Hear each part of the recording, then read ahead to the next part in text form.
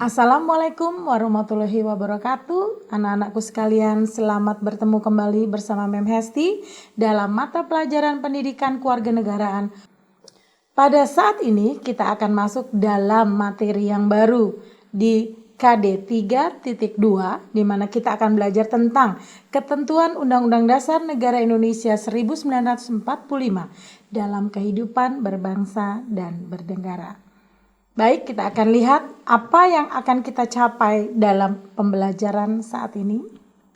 Dalam kompetensi 3.2 saat ini, kita diminta untuk menelaah ketentuan Undang-Undang Dasar 1945 yang mengatur tentang warga negara dan penduduk serta kepercayaan, di mana kompetensi dasar itu juga akan dicapai dalam indikatornya, yaitu menganalisa perbedaan antara penduduk dan warga negara, kemudian menganalisis perbedaannya antara kedudukan penduduk dan warga negara. Nah, sekarang kita akan lihat bagaimana detail dari materi berikut ini. Ya, kalian bisa lihat di sini sebuah gambar tentang peta Indonesia. Inilah wilayah dari Negara Kesatuan Republik Indonesia.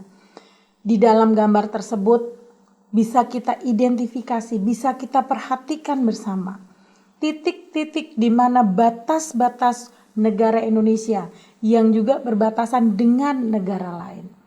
Ya, kepulauan milik Indonesia, perairan milik Indonesia. Kenapa Indonesia dikatakan negara bahari? Kenapa Indonesia dikatakan negara maritim?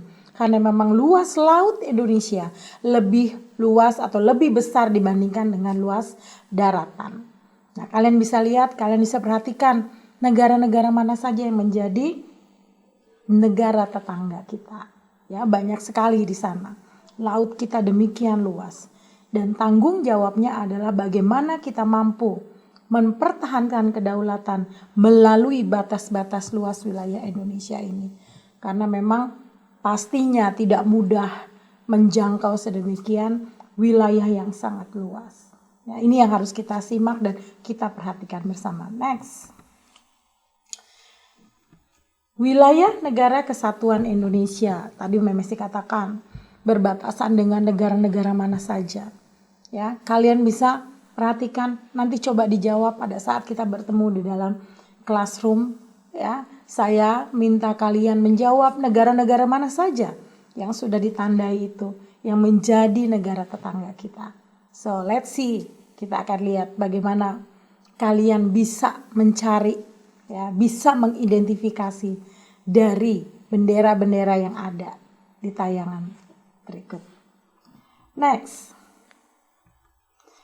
Kalau dilihat dari konsepnya, bentuk wilayah negara Indonesia adalah negara yang terbagi dalam kepulauan, yang juga dipisahkan oleh lautan. Nah, inilah yang memang bangsa Indonesia harus tahu. Ya, karena biar gimana pun itulah warisan nenek moyang bangsa Indonesia. Ya, warisan perjuangan para pahlawan untuk kita saat ini dan mempertahankan di masa yang akan datang. Ruang lingkup wilayah Indonesia ada darat, ada laut dan udara, di mana kedaulatan Indonesia harus ditegakkan. Jadi setiap ada oknum atau siapapun yang datang ke Indonesia, semua harus seizin pemerintah Indonesia. Ada prosedur yang harus dijalankan. Jadi tidak sembarangan orang-orang dari luar negeri datang ke Indonesia, kapal-kapal dari luar datang, semuanya harus melalui prosedur dan peraturan berlaku yang sudah ditetapkan oleh pemerintah Indonesia.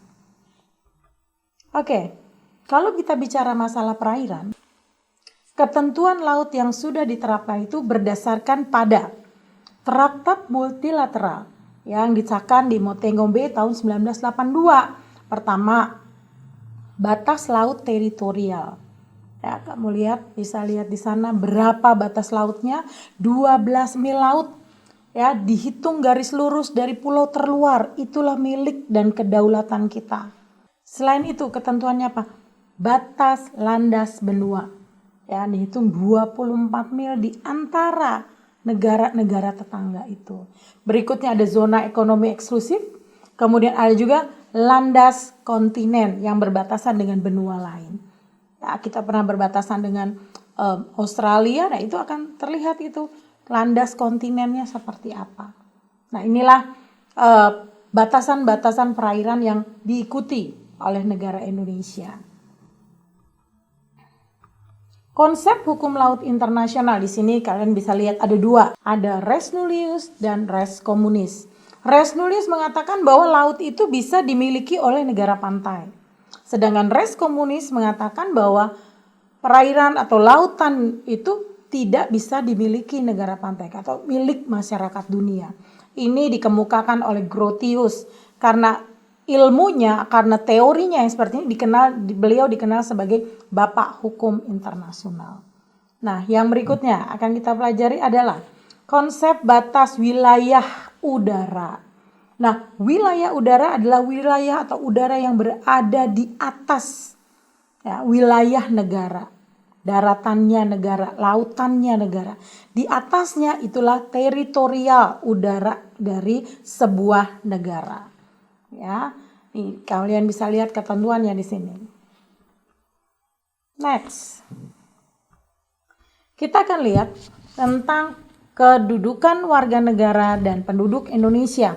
Ada dua, ada penduduk, ada warga negara. Kalau penduduk dilihat dari domisili atau tempat tinggal. Ya, sedangkan warga negara itu dilihat dari hak dan kewajibannya. Secara hukum bisa disebut warga negara. Ya, karena dia memang menjadi atau sah menjadi anggota dari sebuah negara. Kalau penduduk belum tentu, karena penduduk itu lebih luas. Hanya dilihat dari domisili atau tempat tinggalnya saja. Oke, kalian bisa lihat pengertiannya di sana. Ada juga yang disebut rakyat. Berdasarkan hubungan darah tertentu penduduk dan bukan penduduk. Tadi saya katakan penduduk ada semua orang yang tinggal di wilayah tertentu. Tapi penduduk belum tentu warga negara. Kenapa? Ternyata penduduk itu bisa saja warga negara asing yang tinggal sementara di sebuah negara. Kayak turis, tenaga ahli yang dia hanya bekerja. Tapi tetap keluarga negaranya adalah keluarga negaraan di negara asalnya, bukan menjadi warga negara Indonesia. Kalau bukan penduduk, mereka memang apa ya? Memang seperti turis. Itu bukan penduduk karena dia hanya sementara waktu. Paling lama sebulan, 2 bulan mereka tinggal karena memang mereka menikmati liburannya dan sebagainya. Seperti itu. Oke. Kalau rakyat ada warga negara dan bukan warga negara. Kalau warga negara berarti dia secara sah menjadi anggota negara tersebut. Bukan warga negara ya tenaga ahli tadi, bisa turis dan sebagainya. Ya, itu. Next. Gimana sih caranya menentukan sebuah kewarganegaraan?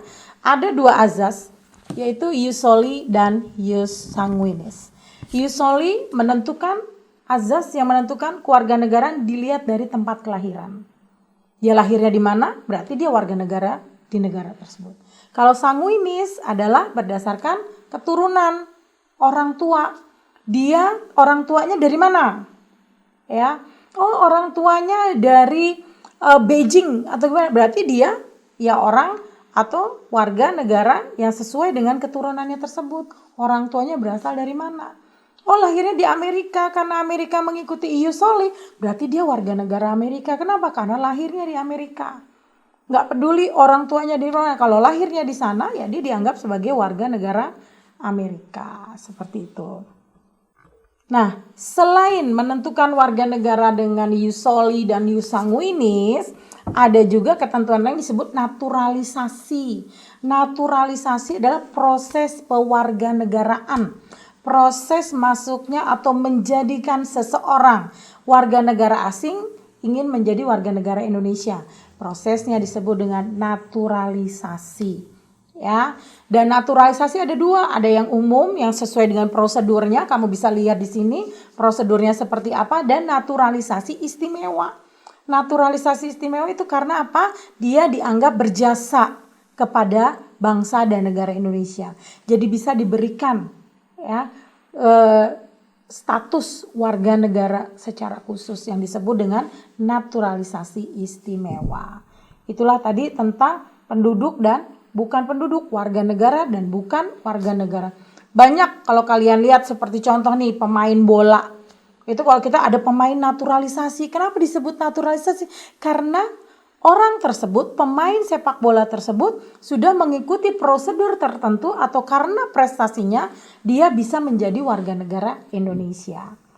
Ya, nah ini juga ada contoh-contoh. Ini banyak sekali, ya entah artis atau siapapun itu kita lihat kalau menikah dengan orang asing dan sebagainya, otomatis kalau perempuannya orang Indonesia, suaminya dari orang asing, berarti otomatis dia harus mengikuti kewarganegaraan suami, kecuali ada komitmen tertentu. Ya, ini contohnya.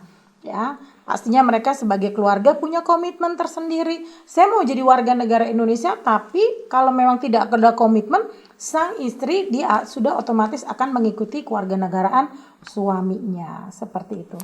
Baik anak-anakku sekalian, itu tadi mengenai kondisi perbedaan penduduk dan bukan penduduk, warga negara dan bukan warga negara. Ya, demikianlah anak-anakku sekalian pertemuan kita di kali ini dalam KD 3.2 di mana kita membicarakan tentang ketentuan Undang-Undang Dasar Negara Republik Indonesia dalam kehidupan berbangsa dan bernegara. Semoga kalian bisa mendapatkan hal yang terpenting untuk diri kalian to be a good citizen. Ya, kita akan ketemu dalam pertemuan selanjutnya. Sampai di sini, salam sehat selalu, salam kibar.